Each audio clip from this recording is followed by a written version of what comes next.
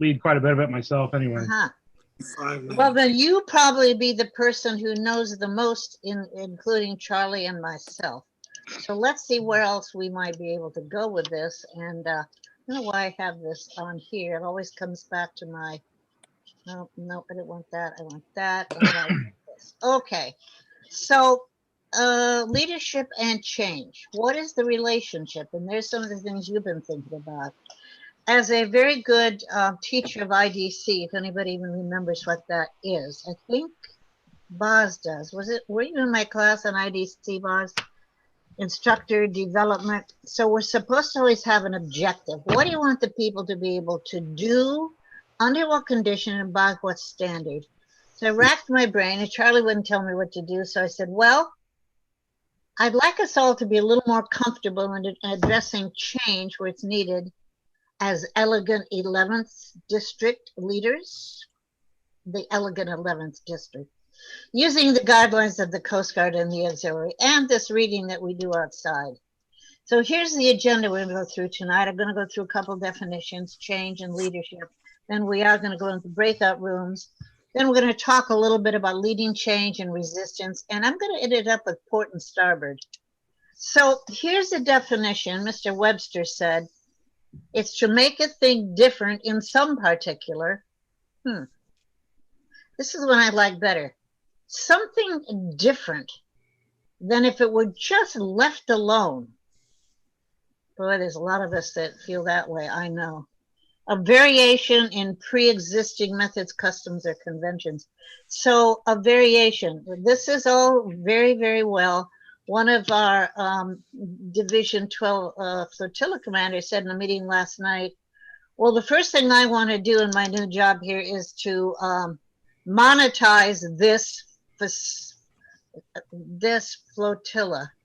And I'm going, what does he want to do? I don't know what he was talking about, but he explained what he wants to do, and I had no objection to that change because I think it's a desired change. We can see how it's a desire to make something better. But there are a couple other types of change here.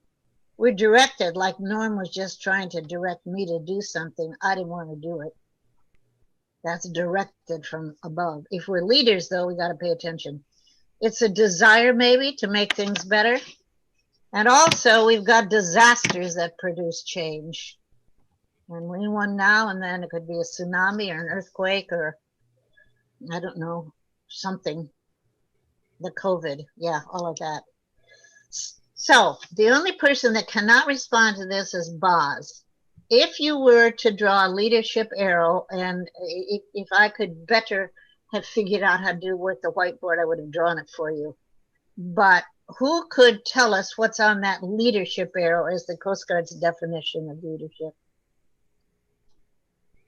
I'm going to start every time I do a program. It's going to start with this. Goals. Goals. That's on the arrow up at the tip. Yep. It's goals. What do you have to do to get there if you're a leader? Can you do it all by yourself? You have to influence others. Who said that? I can't see all the screen, so if I take. Is team on the later? No, but the other person who just said that, I wanted Maurice. Maurice. Well, of course, he better know. He said you had influencing others. You had to. So it's you influencing others to achieve a goal. And of course, everybody has it emblazoned now in their mind, so we don't have to draw the picture. You, me, the leader, you, the leader, influencing others to achieve a goal. Now, we all know that there are 28 leadership competencies, and I'm not going to ask you to recite all 28, but it would be a good idea for us to know these 4 groupings. As leaders, we should have competencies in doing this stuff. If you have finished your leadership level up to 1 or 2 or 3, just say, yes. Yes. Yes. Good, that's Norm, and I know Boz did. Mike, was that you? Yes. God, I went on there to teach this stuff and I failed the quiz. So anyway, if we don't know something about ourselves, we can't deal with the rest of us. So we do teach this stuff in LAMS about The 4 groupings in leadership competencies, first on yourself and then others. And then look at this, it says performance and change. And then the 4th thing is for the Coast Guard. So I thought, change. It's right there. Charlie was hiding it in plain sight. Let me go to that in my Book of Miracles and see what they say about a leadership competency grouped under change. Oh, look at that. Leading change may have to do with customer focus. Who's that customer in the Coast Guard? Public. You got that right. You get a star. The other things about change are process improvement, and the next 3 are starred because we teach these in LAMS A: decision making, problem solving, and conflict management. But there's 2 more down here at the bottom about leading change. One is creativity and innovation. The other is vision development, and then you got to do it, so implement. So I'd like us to think about those 2 things at the list of 7 here for purposes of our discussion. Okay.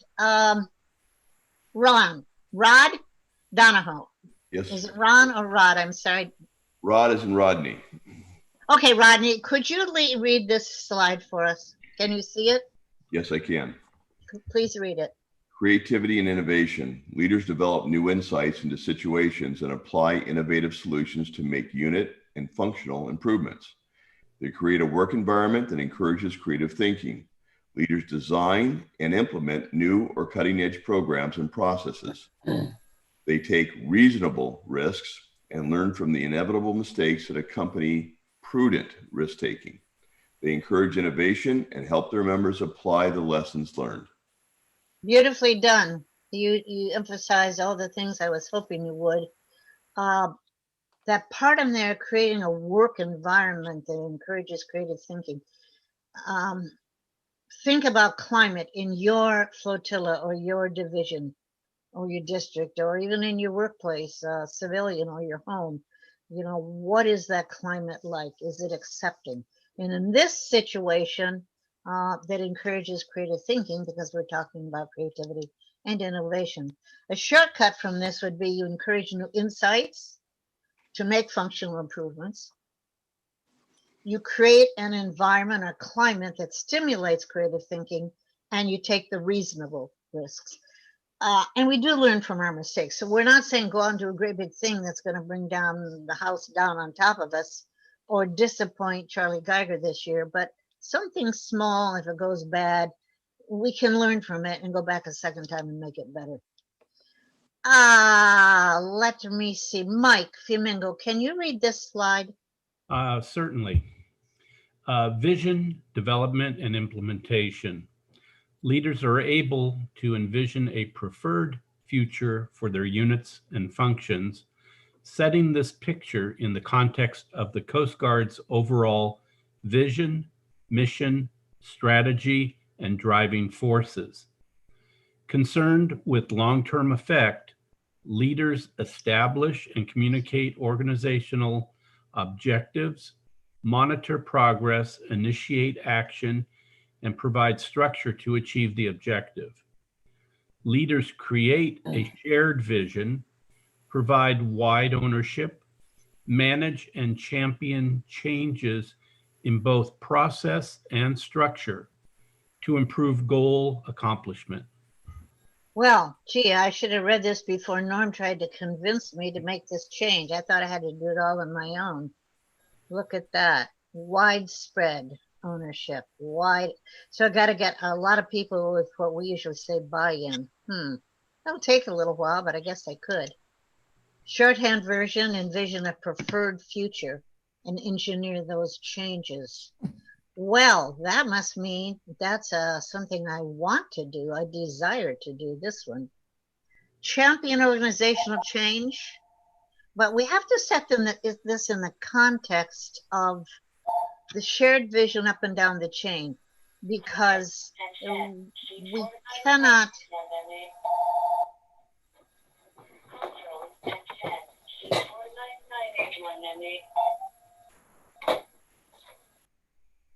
We have to know what the vision is from national and not countermand that. So a shared vision that's known up and down the chain. So I guess we have to understand what that is. Okay, past Commodore Chris. Oh, no, Commodore Harshfield. Here's the time we're going to go breakout rooms. I'll tell you what I'd like to do. We know that this last year's brought a lot of challenges for change. Some of those are universal. Some of them are individual.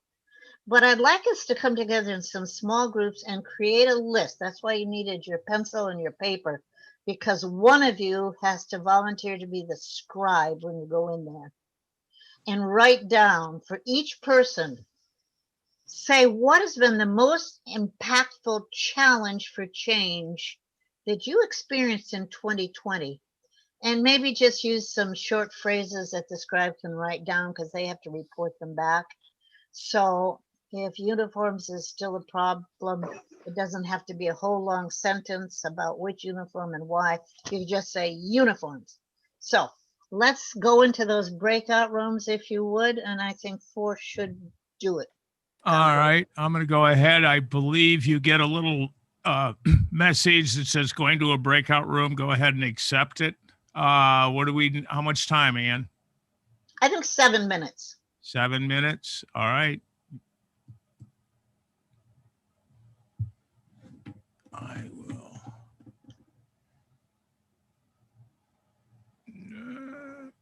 Let me get my timer start now. Oh. Okay, Ann, I didn't put you in one. Right. Okay. That's right. Stopwatch. Start. Okay. Is everybody else gone except you and me? Everybody else is gone but you and I. So it was 2 rooms of 5 and 2 rooms of 4. Perfect. Let's see And what I they just come went up down with. alphabetically, and so that was easy. So far, so good. Yep. What a nice group of people. So they could come back if they want to. Let me see what happens if I do that. Do you see something called master listing on your? If you click on Oh, breakout rooms, I don't know if you can access it. maybe we can't do it until they come out. Down at the bottom is where your buttons are. Do you have a button that says breakout rooms? I can't even see my buttons now. No, don't. That's okay. Oh, because you're sharing the screen. That's why. Let me see what happens. Stop the share. Okay. Now do you see where participant? Yes, breakout rooms. All Could right, we go visit them? if you or no? click on them, yes, you can join each. You can pop in and out of each one of them. And do I just click on something and then? Click on that, and then you hover on the room you want, and it'll say join, and then you'll join that room. And then how do I get out? It says leave? It'll say leave room, and then you can go to the next one. Okay. Well, if I get If caught I in don't see you back here in like 8 minutes, I'll come and kick everybody out. Okay, that's great. Here I go.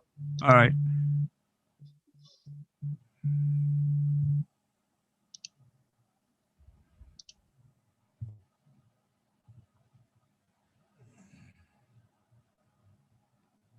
Did you go? Yep.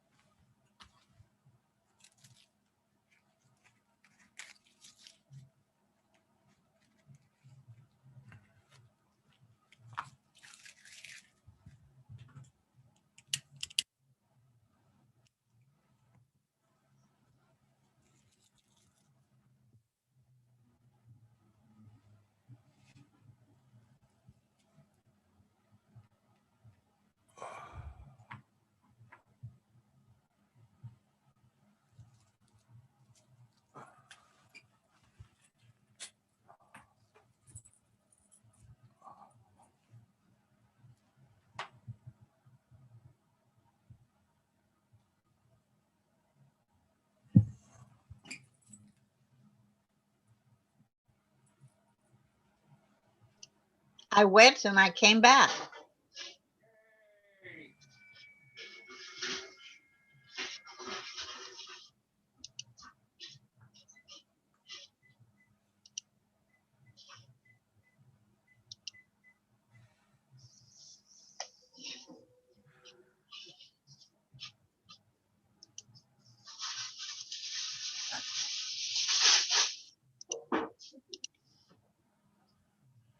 Yeah, I know what the features are, but I've never been in one because I don't go to these kind of meetings for.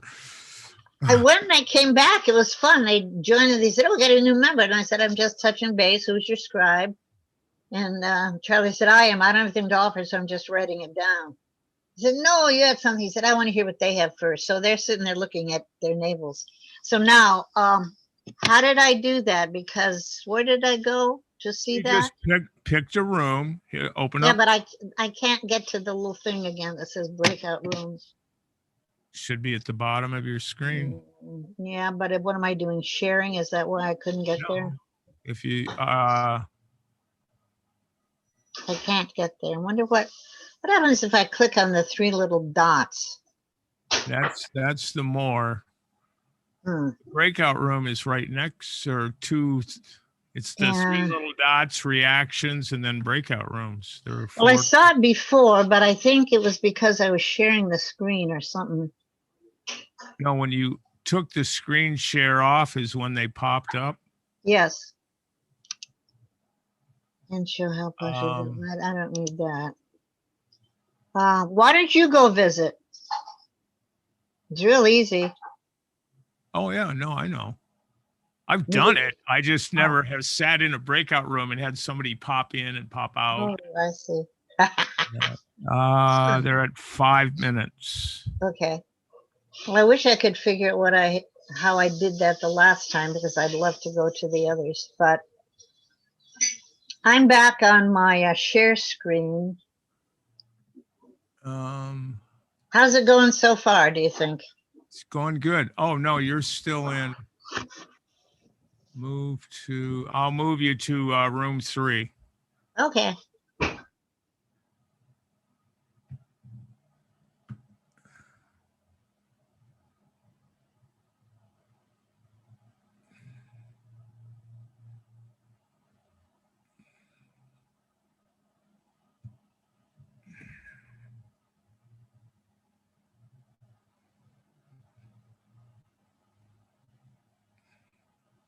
Where'd you go, Ann?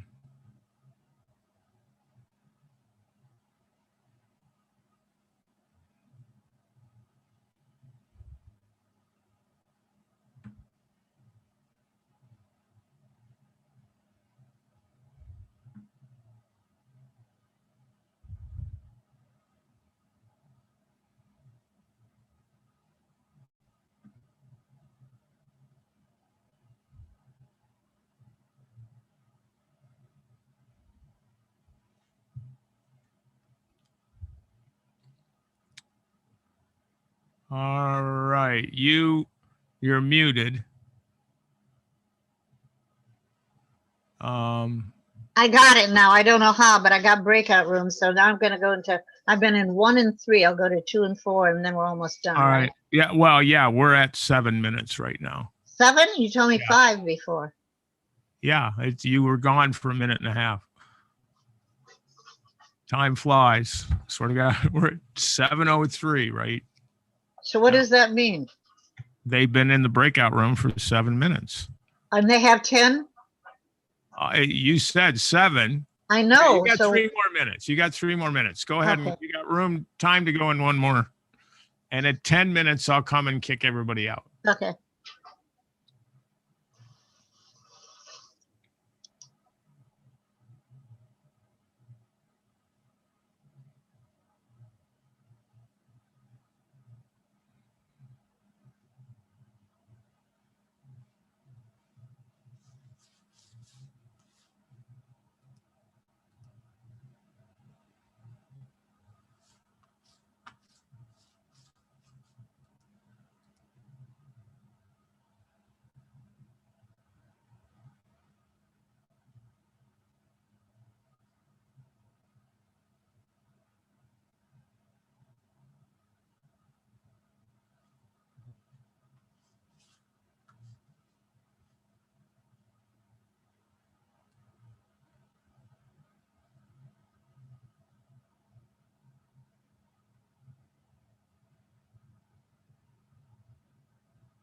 Nope, you're muted. I'll try to go there fast. Ah, come on. Okay, stop there. Stop. Close enough. Oh, they got a minute and a half. All right. Oh, there you go.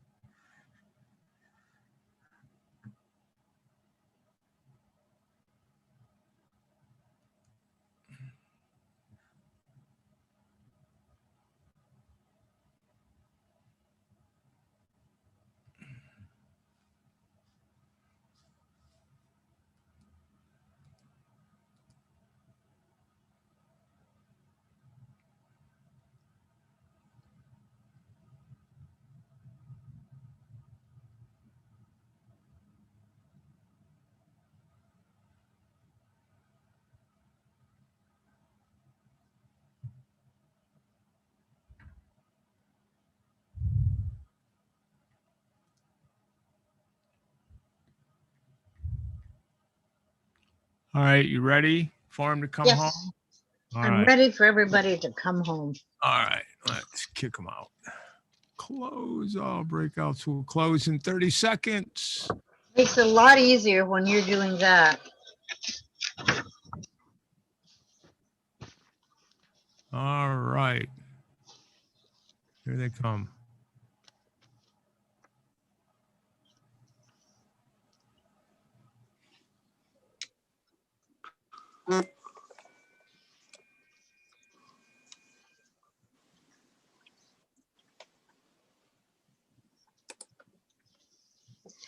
Is everyone back, Commodore Chris?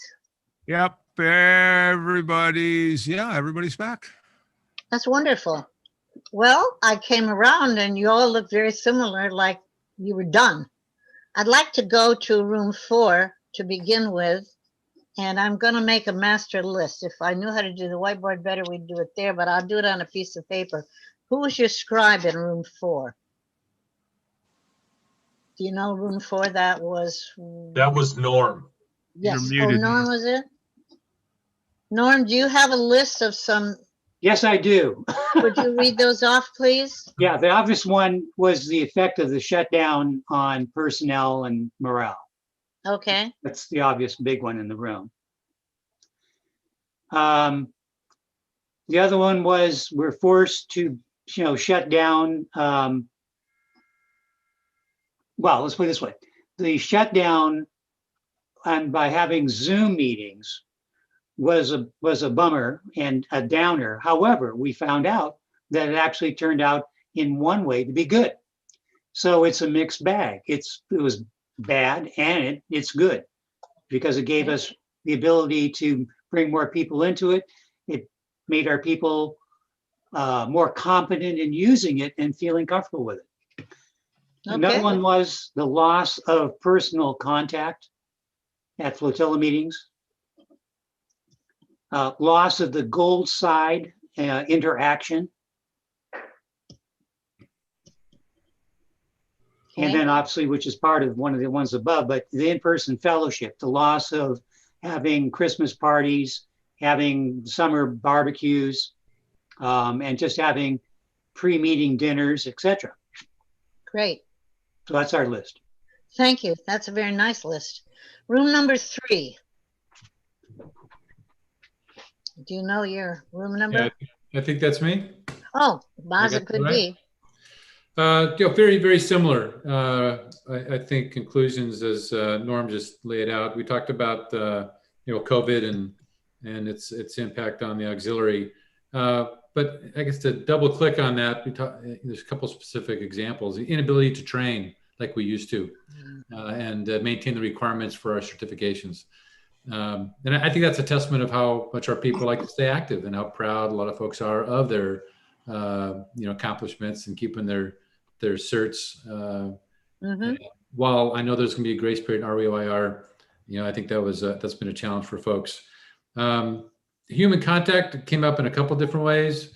From my perspective, I miss my boat crew. I miss being out on the water in the face of the people we're trying to look after. And as an instructor, whether it's member training or public education, that human contact is, something that I hold dear and motivates me in the auxiliary, and that's been a challenge. And the other perspective on human contact that was brought up was just the in-person meetings and the ability to solve problems in a personal way, or the ability to to hang out and develop relationships. Tough to do over Zoom. It's a great temporary fix, but I think a lot of folks recognize that as a reason to be here, and that was taken away this year. So those were the four we talked about. And some similarities for sure. Okay, who was room number 3 and your scribe? I mean 2. Room number 2. I don't know my room number. That was Rudy, who's ours for number 2. Who's speaking? Charlie? No, Tim Ziegler. James. Number 2. Yeah, Okay. Rudy was ours for number 2. Okay, Rudy. Yes. For number 2, do you have a Okay. list of things that you guys found were challenges of change? Yes. Number 1, COVID-19 stand down, direct impacts, detrain and change of watch. Okay. Number 2, we cited a lack of participation.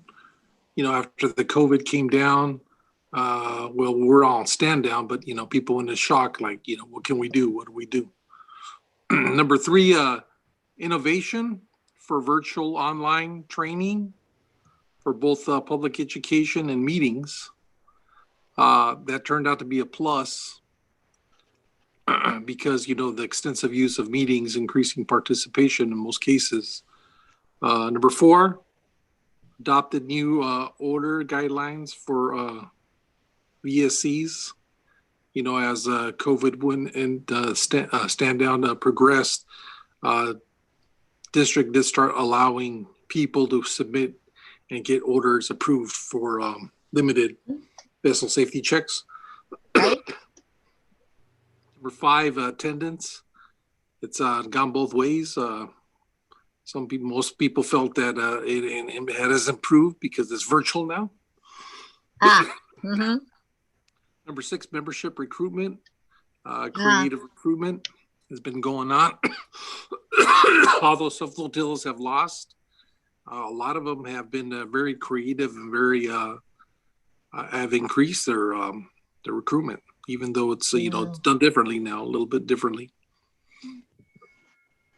Okay. 7,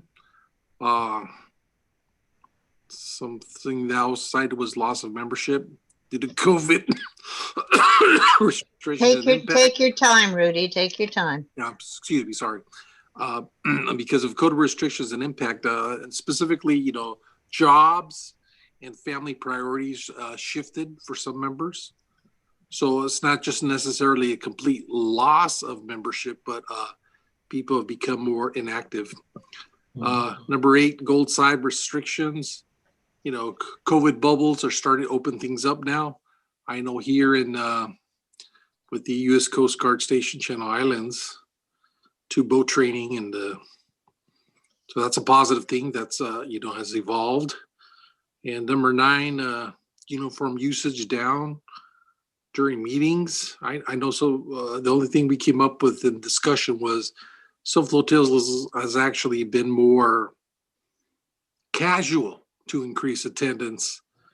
So that could be one possible reason why uniform usage is down.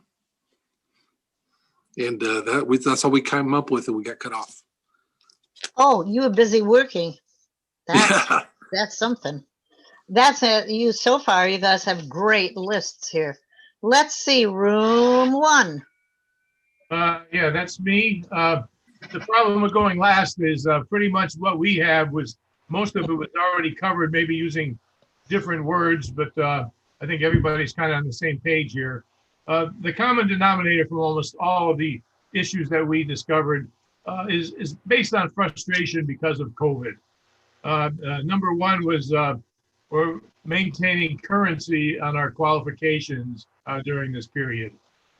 Number two is trying to find ways to keep members engaged during the restrictions. Number three, and I know Boz covered this, the human contact, not having person-to-person contact has been a problem. Another one, uncertainty. Nobody knows when this is going to be over or what it's going to be like when it is over. Uncertainty. Wow. That's excellent. And what is the new normal going to be? And another one is recruitment. This has put a big hamper on our ability to recruit. And even though we haven't been able to recruit, we did pretty well on keeping members. We didn't lose that many as we expected during the year, and we'll talk about that at the board and staff meeting. Excellent. Another one is the isolation and the stress and the depression that comes from being isolated from not only the auxiliary, but even your friends and your social life. And then the last one we had was we're all getting stale on our skills by sitting home and watching TV all the time. That's all we have. Well, Commodore. it's all here, and it's a very fine list. Commodore has a question. And Yeah. can you imagine what it would have been like if we didn't have this technology right now? If this incident would have happened 5 years ago, where would the auxiliary be right now? We'd be dead. And this thing turned out to be, this thing turned out to be such a blessing in a way. We never would have explored this Zoom stuff like we have. And I've talked to a lot of people, even if we ever get back to normal as it was, that are still going to be doing a lot of Zoom stuff. So that's great. Hey, Ann, one of the things we've seen is people who cannot take change. The people, as an example, who have left the auxiliary saying, why are you doing this to us? They don't have the ability to be able to roll with it. It's probably the COVID has set them up for something like that. They're striking out, and that is showing you just can't work with change. Well, that's one of the manifestations we've seen. Absolutely right. So I think what I'll do is go back to the next slide on the screen, because you've led right into it. But I was going to summarize what I think you guys did along the way about the COVID, the shutdown, the loss of personal things, keeping our walls up, all that fellowship, training. You can be an instructor, Boz, and you still are. You've got your things that we're doing online, you and me. Okay, so I'm going to go back to sharing the screen. And each time I do this, I don't know why I haven't got this. Okay, let's see. Let me see if I can find the thing to go forward. Okay, what this says. We just did our master listing. Yep. So where can we get help? That's where you just came up to. Because some people, and I know you guys don't like me to use this, some people are not semper gumby. I am. I think spontaneity is the spice of life, and I love being flexible. But not everybody can be. Semper paratus, yes. But when you change the rug right out from under us, we don't know what to be prepared for. So some of us are shaken, are confused, are uncertain, and I'm sure we all have had a point during this last year like that. So how do our Coast Guard tools help us to confront these changes? Any ideas? Coast Guard tools. What kind of tools do we have in the auxiliary, in the Coast Guard, to help us confront changes? Anybody have any ideas? Well, there's a chain of leadership and management. You can always go up or down for questions to be answered. True. There are mentors out there. Thank you. Yeah, Mentors. the Ox Manual. Ox Manual, right? Well, here's some things I put together. C schools, as Robert Hemming said, LAMS, Leadership and Management School, top of mind. AMLOC, of course, top of bosses, auxiliary mid-level officers. You guys have probably all gone all the way up anyway, so I don't need to talk about that further. And we have the Ox Op courses. If you are totally Ox Op and have that, would you just say yes? Yes. Yes. Yes. Yes. Yes. Same about this. Okay, anybody else? About the same number of people. Are Ox Op. Oh, Alan, good. That have done the leadership levels. They're not hard. Don't get frustrated. Go on and take those tools. I also put down that some of the tools we have are specific training. We could be working on nav skills with people. We could be doing charting, maybe. Certainly specific training in the radio, the comm stuff, right, Rodney? We can get people going. Now, here's the thing, practicing these skills, where somebody said, we can't get out and practice them. That's a point. But when we can, that is a way of tools to help us confront change. Thing I said about a positive work climate, be supportive. Understand the overview from the top down, because the flotilla is where we get it done. Okay, where else can we get help? Well, I did a lot of reading, you guys, and you can go to Admiral Schultz's State of the Coast Guard for 2020. It's on YouTube. It's very interesting. I picked up a couple of quotes from him. Then there's the Commandant Leadership and Video Series. There's a reading list.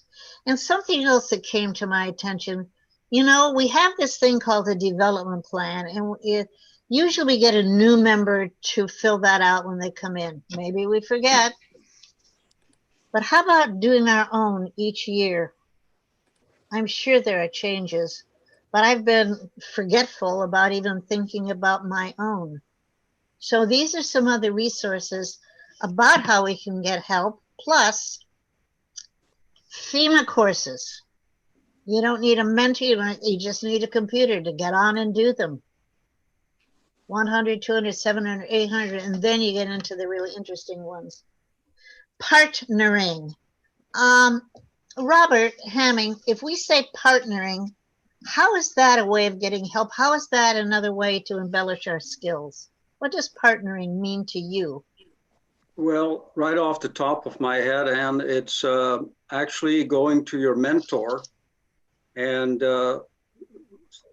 explaining your goal and say, this is what I want to do during this time. Can you help me out? And that's what I think would be partnering instead of going it alone. Right. Get a mentor to help you out. That's a very good description. A very good description. And I probably could put that inside, but there's all, and that's a very good description, Robert. Thank you.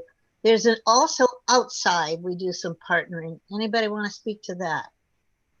Forming a bubble is partnering. Can you explain a little more about that, Mike? Sure. To have an OX facility, you've got to have a core group who commit to partnering with this group of people, up to 6 people. Mm-hmm. And that's so that you can get orders and do surface operations. So Boz could do that if he wanted to create a bubble on his boat. But Yes. you've got to get the permission to do it. And when that's set up, if I'm right, everybody has to be tested beforehand and so forth. Is that correct? I would say also partnering up with the gold side or active duty as an outside resource as well. Mm-hmm. Tell me more, Maurice. Partnering with, like, as far as liaison with the active duty to do certain things that they do on their cutters or in their operations. I would say maybe recruiting people to join the auxiliary and the active duty, stuff like that. Yeah, a little bird told me something like that might be going on. Well, Maurice, what about things right down there at the end of the street on Fiji? Right. We have a cutter. What do we do anything with them? Yes, I believe we participate with their food service I'm correct. We have in the past, absolutely. I know maybe in the future, them coming to our meetings is part of Right. with them too. They have in the past specialties. Yep, they're happy to come in. They even brought the cutter over. And the other thing is we have held meetings there. Okay, I am looking for one more kind of partnering as an outside resource. Now, hint, Boy Scouts? We partnered with a couple different yacht clubs to do the PE training that we could do virtually. Excellent. Excellent. Sea Scouts. Sea Scouts, yep. Sea Scouts. What is that? Sea Scouts. I said boy, but I meant Sea Scouts. Boy Scouts, but part of the Boy Scouts, but with the Coast Guard Auxiliary, right? Correct. Yep. What's an MOU? Memorandum of Understanding. You get a gold star. That's right. Have we ever had one of those with West Marine? Being a former West Marine employee, the answer is yes. There I agree was with one you. about 20 years ago. Yep. Alan's right. I taught over there was some stuff. So partnering in your community, that's another resource so we could get help to increase our skills, to share our message. Now, another outside resource, I have found these articles on leadership issues, contemporary stuff. I've already mentioned Mr. Cotter and his iceberg. There's Mr. Schlesinger and there's Miss Heathfield. Now that's not Harsh Field, that's Heathfield. And she also wrote some stuff that I have plagiarized in here. I've tried to get credit where I actually picked it up, but those three people plus Admiral Schultz, you'll find woven in throughout all of this. Well, now listen, how can we help each other? Robert Hamming also said we could do mentoring. What else could we do to help each other with change? Sharing ideas. Excellent. Comparing ideas. I know that you might be getting bored with this, so I'll take two more suggestions, then I'll tell you what I found. You know, there's nothing we can do about the threat. This is an external threat, this COVID. Okay. But the most frustrated people that I talk to are people that are in certain programs versus others. If you're in boat operations and you can't do anything, it's very frustrating. If you're in IS or CS, programs like that, you can pretty much do everything. Okay. So maybe this is an opportunity for somebody that's only done boat crew to say, hey, let me try this too and see what happens. Because it could be, we could be in this have restrictions for the next year, realistically thinking. Hopefully, it's 6 months, but it could last a lot longer. We just don't know. If you're a radio guy, take this opportunity to go get your ham license. You don't have to leave your house to do that. I just got my California boater card. I don't have a boat. I don't need a boater card. But I took the class anyway. I learned more about PWCs than I ever knew before. There's a lot of things that we can do. Just talk to each other, come up with ideas, and find ways to keep yourself busy. Don't wait for somebody to hand you something. Excellent. Keeping busy. You know, the first thing I put down here was communication. And that's just what you said, Charlie. Talk to each other about a different thing you might not be doing right now. Make challenges for this change known to each other. And we just did that with a great big list that you made. Mentoring, Robert talked about, and then listening, and then what about listening? It is the greatest gift we give to one another is listening. At home, in our work life, and all of our relationships. So communication here among our whole, the Elegant 11th is a good thing. And then others, kind of repetition, team things, we can help each other. We could set some goals all together, as long as they don't countermand national, plan, organize, and prioritize some tasks and help each other split up the tasks, monitor and evaluate that, and assess it, and make time and resources up and down the chain of leadership, manage that, And one of the things that Commodore Charlie's doing, which I think is fabulous, and also Marissa's doing for our division, is to have these meetings where we can talk, we can train, we can really say things without fearing someone's going to hit us over the head or something. Okay, well, that was a bad example. We don't hit each other over the head, but where we can be free to talk, but we manage our time and resources. Okay. Oh, resistance to change. What in the world could that be? There's where Miss Heathfield says, it's the act of opposing or struggling with modification or transformations, and I better get this out of the way, that alter the status quo. Okay. Since all organizations, she says, function in dynamic, constantly changing environments, we constantly need to change to succeed. If we didn't get computers or cell phones in this last few years, we would be, I have friends. I don't want to do that. I don't want to do that. I think they feel inadequate, but to succeed, we have to have these tools. Then she says, since change is inevitable, instead of resisting that, leaders must try to implement this change with a minimal hassle. Don't make a lot of changes one after the other. Plan for the long term. Because people don't like that many changes. So let's look at the long term and see what's the most prudent one to make for the long term. Now, as a leader, we must first be able to identify the exact reason for the change. Why do we have to change? Well, and we can't go out and be with each other, so let's think of some other way to get together. Okay? It was that a dictated one, a desired one, or a disaster? It was a disaster that came upon us. We have to figure out. If we resist change, what happens? Well, members could resist when they, I wish I could get this out of here. Well, you're there with me. Let me see. Members may resist change when they have been briefed on the reasons for the change or the thinking behind the decision. When Norm and I did that little role play at the beginning, he said, well, have you talked to these people? Well, a little bit. But as in that role play, I hadn't really talked with them about the reasons behind the decision to unite two flotillas. Listening, there's that word again, listening to your members' concerns and ideas will help reduce that resistance to change. So, okay, Jim Ziegler, would you read down some reasons for resistance to change if you can see this slide? Yeah.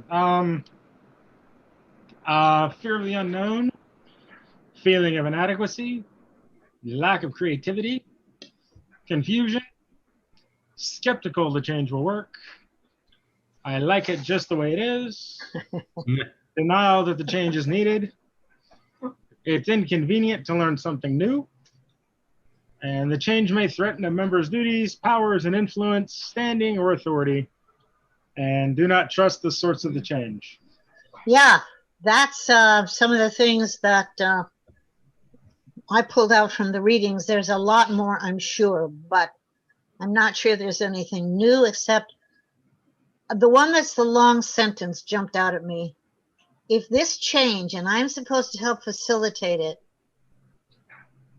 but I'm in an organization where my position is going to be eliminated, do I want this change to happen? Oh, there goes my paycheck. So a lot of interesting things to think about. Now, when resistance to change occurs, what do we as leaders need to do? There's listen in capital letters. Know your people. Recognize resistance is happening. They don't show up for meetings. They won't wear their uniform. They say they'll do something, but they never produce it. And consider what some of these barriers are that exist and see if you can find a workaround plan to help that member. If they're supposed to be doing certain staff officer positions that just isn't happening, see what the barriers really are. And if you look down at the bottom, they have too many goals. They don't have any knowledge for this task. They need skills or training. If you can look at those barriers, which we also talk about in LAMS, Then you can find a way to help that member work around them, or find a new goal, or get a new FSO, let them do something else. Okay, next on this is Mr. Cotter. With a melting iceberg home, teamwork was needed. If you have read this book, say yes. Yes. Yes. Charlie, just you and me? Somebody else read it? Well, they need to read it, Ann. Man alive, it's so... Sorry, I was muted.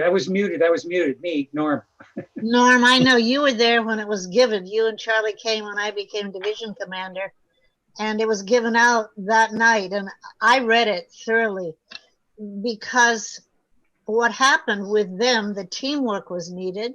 These poor penguins, they were going to fall in the water because their iceberg was melting. But with time and more communication, members did grow less afraid of change. They learned these small, specific steps toward the larger one, and they were working together, leaping into a better and better future. Now, was this change from a disaster, or were they dictated, or was it a desired change? It's from a disaster. It started with a disaster, didn't it? And then some things got dictated. And then... here's the book, and it is not a big book at all. No. It's how many pages is in this book? It's 150 pages. It's half-inch thick. It's a small book. Very, very easy reading. What's the title? Our Iceberg is Melting by John Cotter. So what did they do? And let me just offer up, the book is on Audible as well for those who don't like to read and would rather listen. It's available that way also. On Audible? Audible.com. Okay, thank you. Here's what they did. Some of them knew about the tunnels where the water is coming in and melting them from the inside, but others didn't know. So the leaders created a sense of urgency. They put together a group to guide this change, so they involved more people. And that group also was looking for a sensible vision, a vision. They communicated, there's that word again, the vision, so that others would understand and accept it. They didn't talk about it just once. They talked about it over and over again. They removed as many obstacles as barriers that they could from people or from their teamwork. They went ahead and got something, a quick success going. You read the book to find out what it was. And this group, and then more and more the leadership, the group that came together and widespread involvement, they didn't let up until the new way of life was firmly established. I will tell you one thing, guys, they had to leave that iceberg. So that's not giving away the secret, because here's the secret right here. They also ensured that the changes would not be overcome by stubborn, hard-to-die transitions. Well, we've always done it that way. This is in the book. It's probably also on Audible, but this is a compilation of things we've already talked about, but that's what Cotter says needs to be done. Members can resist change when they haven't been briefed on the reasons for making that change, or the thinking behind the decision making. Listening in red to your members' concerns and ideas will help reduce. You know, people like to be heard. Okay, Admiral Schultz said, the Coast Guard and its members constantly face challenges in mission and operations. To meet these challenges, leaders must apply their performance competencies. And remember, there's 28 competencies. These learnings enable each leader to perform to the utmost in any situation. And he also says the context in which these strategies were developed acknowledges strains on the current order and provides the semper gumby flexibility to adapt to change. The will not change is the need to address problem areas and the unique abilities the Coast Guard brings to the table. He's very good. Now, Norm, can we take like 2 minutes here, talk again about the change that you wanted me to lead now that we have investigated more about change? Yeah, well, one of the things we went on to talk about was, hold on, bringing up what was needed to be taken care of. Because as an example, the two flotillas cover the same small lake, which would make sense to merge due to the attrition of members over the years, meaning one flotilla is down to 10, the other one's at 20. The one with the 20, which is Flotilla Y, has members that are active in PE, VE, and they're actually doing things, versus the Flotilla X, where it has the two people that have been the movers and shakers, FC and VFC, have traded jobs for 6 years and no one else does anything. So the only way to get the members from X to see anything new would be exposed to the people in Y who are doing things. So what you're saying to me is that as the leader, I ought to bring those, perhaps just the leadership or perhaps the whole flotilla around and talk about these things. It would start with at least getting the leaders to understand that there could be something better. Okay. And all right. then they become, quote, the white knights within their own flotillas to maybe consider change. In real life, 2 times after I became division commander, once each year, I tried to close down one of those flotillas. Man, that's when they came to life. That's when they came to life. So I know that we've talked about a lot of things that as a leader I could do.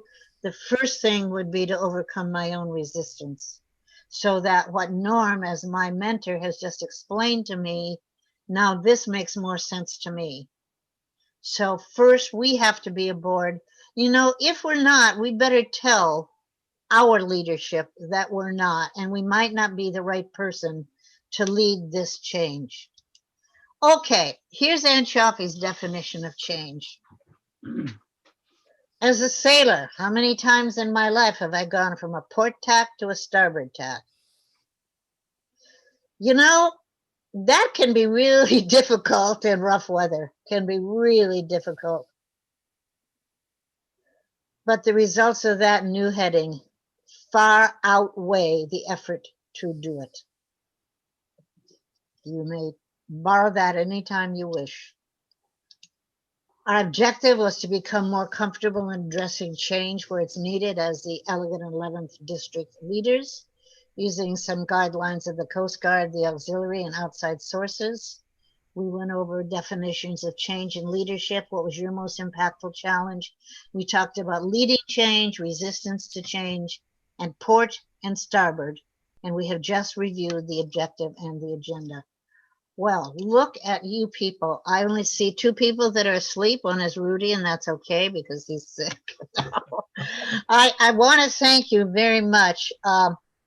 I spent longer preparing for this presentation than almost anything I've done in the last 10 years, because I had not really thought about how important it is that we understand it. And then if we can communicate with one another, that really helps. I am now done, and I see you recorded this. Am I right, Commodore Chris? There's Mr. Hamming. Yes, ma'am, you are. Yes.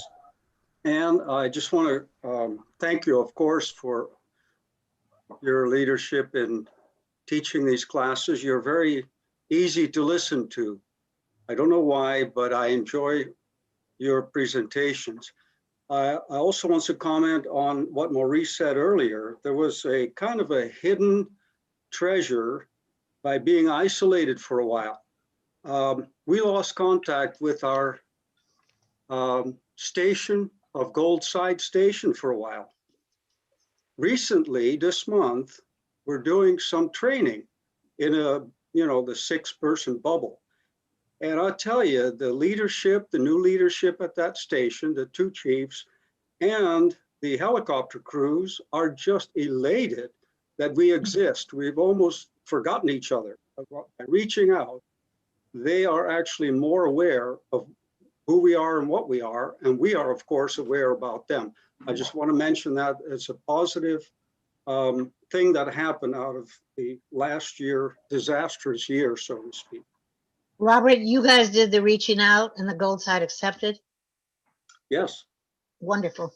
Wonderful. Bravo. Bravo Zulu. It Anyone wasn't else? me alone. There were other people in our division. Sure. Excellent presentation, Ann. Thank you so much. Well, thank you. And thank you for your guidance. You know, sometimes when you leave a person out in the field on their own, they figure out something. Thank you, Charlie. Thank you very much. Yeah, I think Maurice is trying to break in there. You're muted. You're muted. You're muted. Maurice, you're muted. There There you go. Yes, I just want to comment on the class, and it's awesome class. What I get from it is, I think as us being volunteers and being leaders, we have higher responsibilities and duties. But I think a lot of us, sometimes some of the people, I guess, in our division at the lower levels, they feel that they're in a comfort zone, and when they get pushed out of that comfort zone of conveniency, this is the change for them. And a lot of them say, oh, well, this is volunteer and I'm in this comfort zone. I'm so used to it. And now we got to do this. And sometimes we lose people like that. I think that keeping them inspired as leaders is a good thing. But I'm glad I heard this and see this class. And I'm like, oh, okay. It gives me a new idea to put to the division to keep people motivated. So it's good insight. Thank you very much. Thanks, Maurice. Get the book, guys. We can learn a lot from penguins. Good job, Okay. Ann, as always. Great job. Thank you very much. And I don't need to say any more. Where do we go from here, two Commodores? Do we conclude? Charlie? Can we keep going? Yeah, I have nothing further for this evening. Ann, this is Jim. Yes. May I send you an article? Please. There was you made a point tonight where you talked about that sometimes when you have situations like we've been experiencing, sometimes it creates its own treasure. So when your job is gone, when you can't do anything with the auxiliary, and now you're kind of isolated at home, then I kind of like to write. So I started putting some thoughts together, and it came to kind of an amazing surprise ending. So I'd like to send that to you to share it. Please do, because I have responsibilities in my paid job at church doing small groups, and this might be something helpful to lead me on. Thank you. Great. Thank you.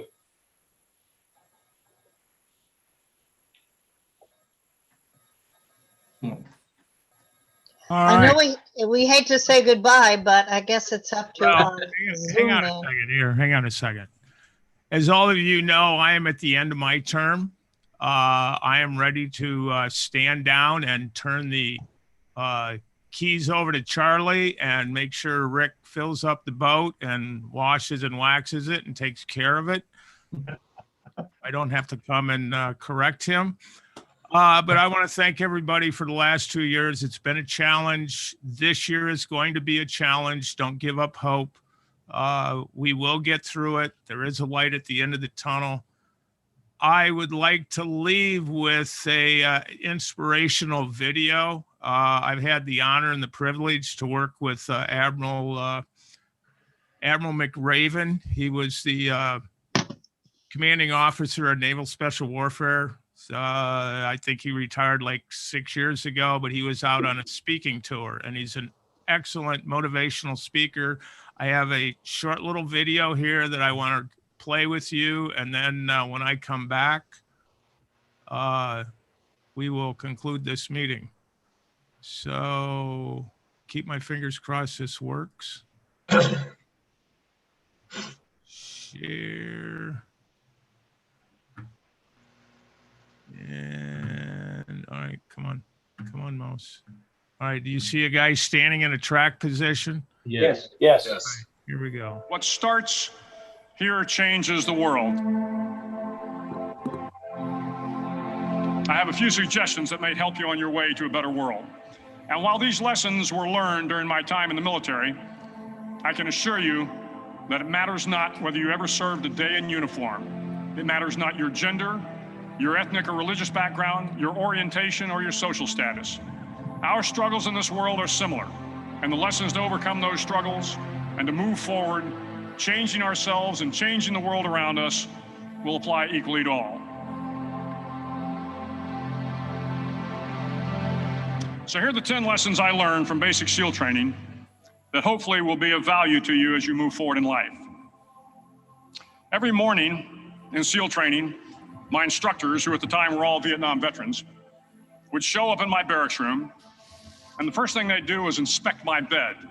If you did it right, the corners would be square, the covers would be pulled tight, the pillow centered just under the headboard, and the extra blanket folded neatly at the foot of the rack. It was a simple task, mundane at best, but every morning we were required to make our bed to perfection. It seemed a little ridiculous at the time, particularly in light of the fact that we were aspiring to be real warriors, tough, battle-hardened SEALs.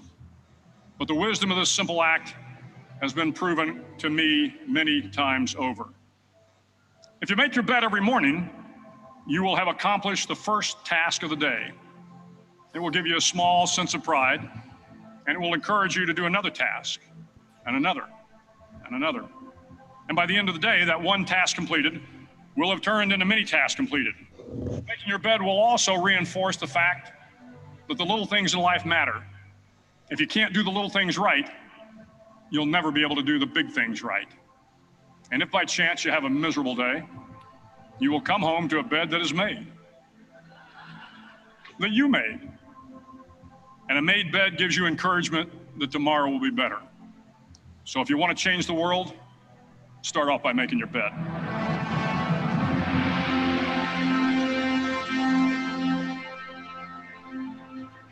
During SEAL training, the students are all broken down into boat crews. Each crew is 7 students, 3 on each side of a small rubber boat, and 1 coxswain to help guide the dinghy. Every day, your boat crew forms up on the beach and is instructed to get through the surf zone and paddle several miles down the coast.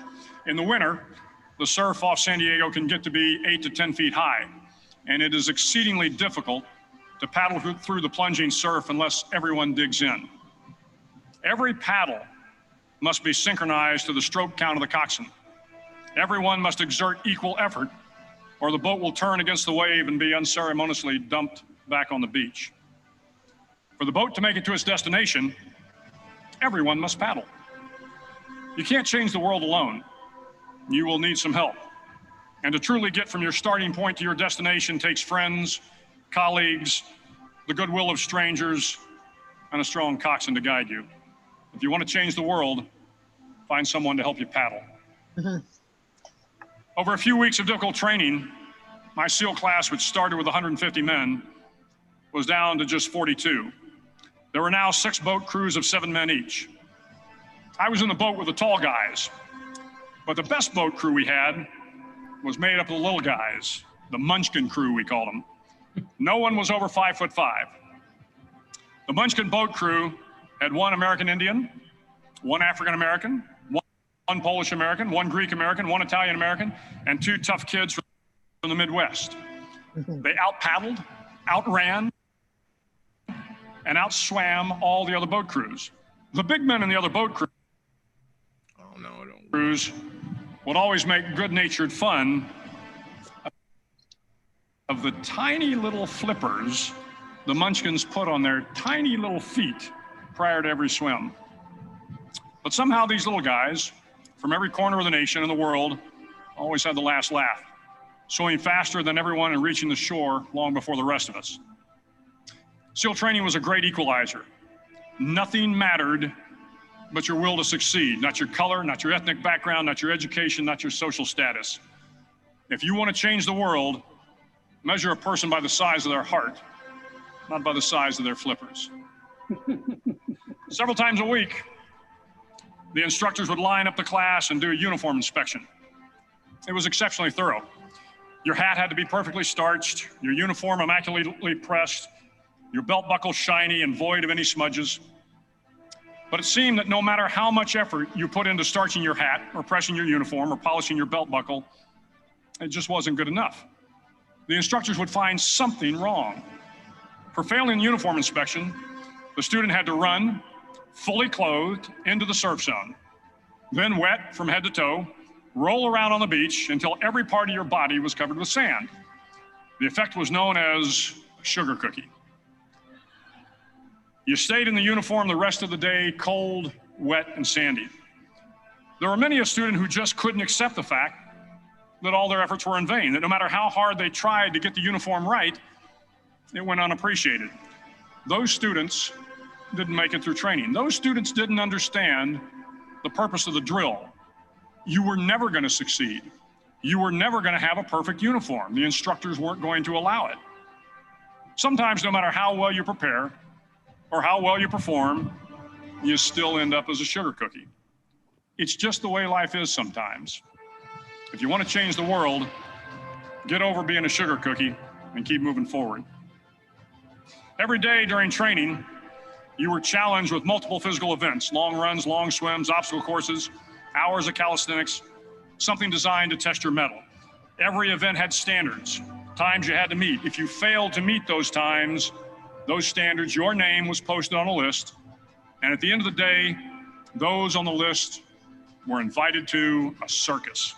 A circus was 2 hours of additional calisthenics designed to wear you down, to break your spirit, to force you to quit. No one wanted a circus. A circus meant that for that day, you didn't measure up. A circus meant more fatigue, and more fatigue meant that the following day would be more difficult and more circuses were likely. But at some time during SEAL training, everyone made the circus list. But an interesting thing happened to those who were constantly on the list. Over time, those students who did 2 hours of extra calisthenics got stronger and stronger. The pain of the circuses built inner strength and physical resiliency. Life is filled with circuses. You will fail. You will likely fail often. It will be painful. It will be discouraging. At times, it will test you to your very core. But if you want to change the world, don't be afraid of the circuses. At least twice a week, the trainees were required to run the obstacle course. The obstacle course contained 25 obstacles, including a 10-foot wall, a 30-foot cargo net, a barbed wire crawl, to name a few. But the most challenging obstacle was the slide for life. It had a 3-level, 30-foot tower at one end and a 1-level tower at the other. In between was a 200-foot-long rope. You had to climb the 3-tiered tower, and once at the top, you grabbed the rope, swung underneath the rope, and pulled yourself hand over hand until you got to the other end. The record for the obstacle course had stood for years when my class began in 1977. The record seemed unbeatable until one day a student decided to go down the slide for life head first. Instead of swinging his body underneath the rope and inching his way down, he bravely mounted the top of the rope and thrust himself forward. It was a dangerous move, seemingly foolish and fraught with risk. Failure could be an injury and being dropped from the course. Without hesitation, the student slid down the rope perilously fast. Instead of several minutes, it only took him half that time. And by the end of the course, he had broken the record. If you want to change the world, sometimes you have to slide down the obstacles head first. During the land warfare phase of training, the students are flown out to San Clemente Island, which lies off the coast of San Diego. The waters off San Clemente are a breeding ground for the great white sharks. To pass SEAL training, there are a series of long swims that must be completed. One is the night swim. Before the swim, the instructors joyfully brief the students on all the species of sharks that inhabit the waters off San Clemente. They assure you, however, that no student has ever been eaten by a shark.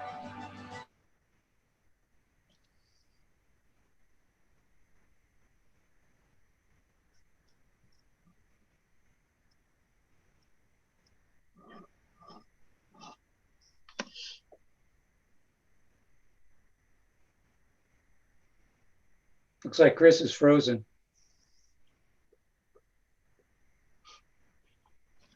Are we,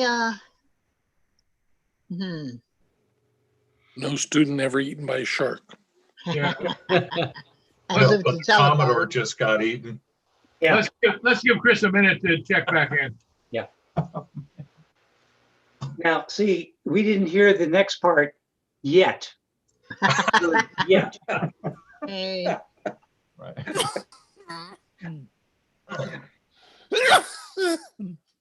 We didn't hear the part that said that they never have been eaten, but it's still on their mind every time they make that night swim. Yeah.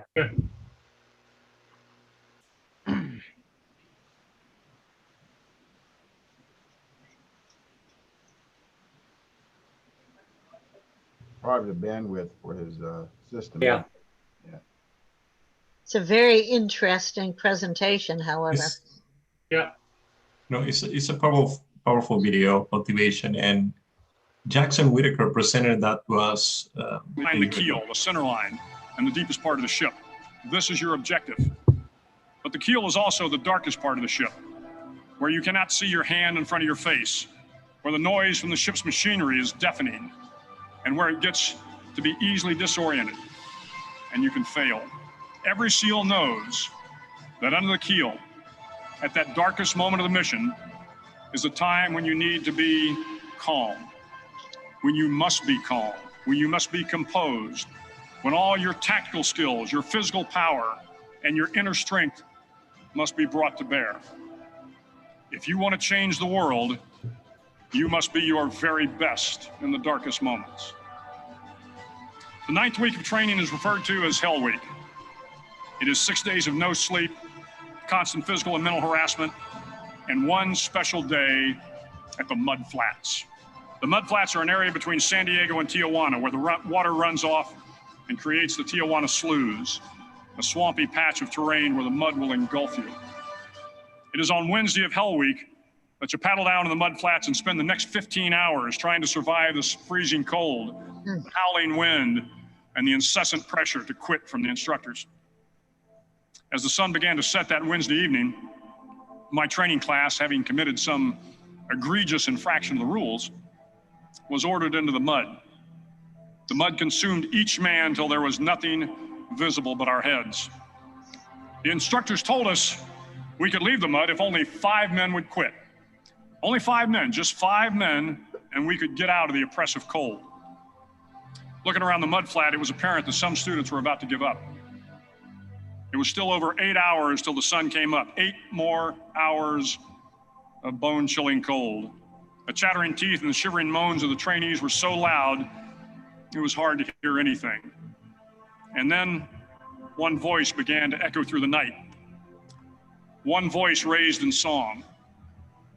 The song was terribly out of tune, but sung with great enthusiasm. One voice became 2, and 2 became 3, and before long, everyone in the class was singing. The instructors threatened us with more time in the mud if we kept up the singing, but the singing persisted. And somehow the mud seemed a little warmer, and the wind a little tamer, and the dawn not so far away. If I have learned anything in my time traveling the world, it is the power of hope. The power of one person, a Washington, a Lincoln, King, Mandela, and even a young girl from Pakistan, Malala. One person can change the world by giving people hope. So if you want to change the world, start singing when you're up to your neck in mud. Finally, in SEAL training, there's a bell. A brass bell that hangs in the center of the compound for all the students to see. All you have to do to quit, is ring the bell. Ring the bell, and you no longer have to wake up at 5 o'clock. Ring the bell, and you no longer have to be in the freezing cold swims. Ring the bell, and you no longer have to do the runs, the obstacle course, the PT, and you no longer have to endure the hardships of training. All you have to do is ring the bell to get out. If you want to change the world, don't ever, ever ring the bell. It will not be easy. Start each day with a task completed. Find someone to help you through life. Respect everyone. Know that life is not fair and that you will fail often. But if you take some risks, step up when the times are the toughest, face down the bullies, lift up the downtrodden, and never, ever give up. If you do these things, the next generation and the generations that follow will live in a world far better than the one we have today. And what started here will indeed have changed the world for the better. Thank you very much.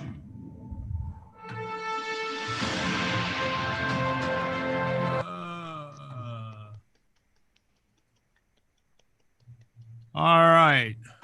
With that, I hope that gives you some inspiration. I had the pleasure of working with the Admiral, doing some corporate meeting tours, and the guy just reeks with enthusiasm and just being around him. So that was very big honor to work with him. With that, Commodore Geiger, where you at? I hereby stand ready to be relieved as the 42nd Commodore of District 11th Southern Region. Are you ready to take command? I accept the command, sir. It's all yours. Thank you very much. With that, it's all yours, Charlie. All right, thank you, everyone. We will have another DELA next month. Some information will be going out on that shortly. And next up will be our board and staff meeting on February 6th. You all should have received information. It's a two-session meeting. A staff meeting in the morning and a board meeting in the afternoon.